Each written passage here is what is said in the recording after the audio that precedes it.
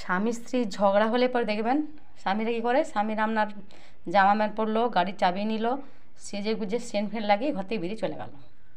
বেরিয়ে এবার সারাদিন ঘুরে আনন্দ ফুর্তি করে খাওয়া দাওয়া করে ডিস্ক মিস গিয়ে রাত্রেবেলায় এলো রাত্রেবেলায় এসে যদি নতুন বউ হয় তবে একবার সরি বললো, আর যদি নতুন বউ না হয় তাহলে ওই লেপ মুড়ি নিয়ে শুয়ে পড়লো, চাদর মুড়ি নিয়ে শুয়ে পড়লো। আর আমরা মেয়েরা কী করি, সারাদিন ঝড়ে বর্ষা ঝড়ো সারাদিন কেঁদে কেটে একাকার করে ঘরের কাজ করে না খেয়ে দেয় ঘরের কাজগুলো সব সেরে রেখে দেবো। সামনে ছেলে যদি বক কথা ছেলেকে ঘাকতো পিটিয়ে দিলাম, দিয়ে পরে না খেয়ে দিয়ে বসে থাকে, বরের লেগে বসে থাকবো। যুগ পাল্টাচ্ছে, প্রধানমন্ত্রী পাল্টাচ্ছে, মুখ্যমন্ত্রী পাল্টাচ্ছে, ঋতু পাল্টাচ্ছে, আমরা কবে পাল্টাবো মেয়েরা? এরপর থেকে ঝগড়া হলে আপনারা করবেন কি, সব কাজ বন্ধ, কাজ করা আর চলবে না।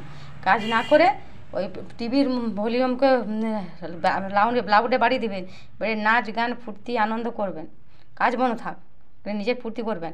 পারলে বরের ক্রেডিট কার্ড নিয়ে বেরিয়ে যাবেন শপিংয়ে, মন খুলে শপিং করবেন, শপিং করে খাওয়া দাওয়া করে আনন্দ ফুর্তি করে এসে ঘরে আসবেন। দেখি আমরাও পাল্টাই, এসে যখন বর আসবে তখন বর বল, হে প্রভু এ ক্যা হুয়া, বলতে বাধ্য।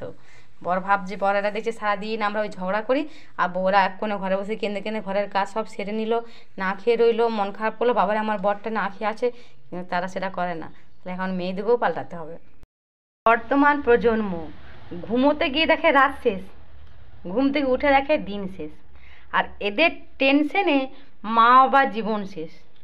আপনাদের যদি এই কথাটা ভালো লাগে আপনারা একটা শেয়ার করুন, আর একটা করে কমেন্ট করে জানাবেন।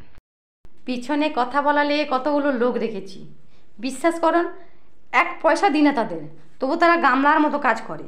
হ্যাঁ, এটা যদি আপনাদের জন্য হয়ে থাকে তাহলে একটা কমেন্ট করে জানাবেন, আর আমার এটাকে শেয়ার করে দেবেন যদি আপনাদেরও এটা হয়ে থাকে।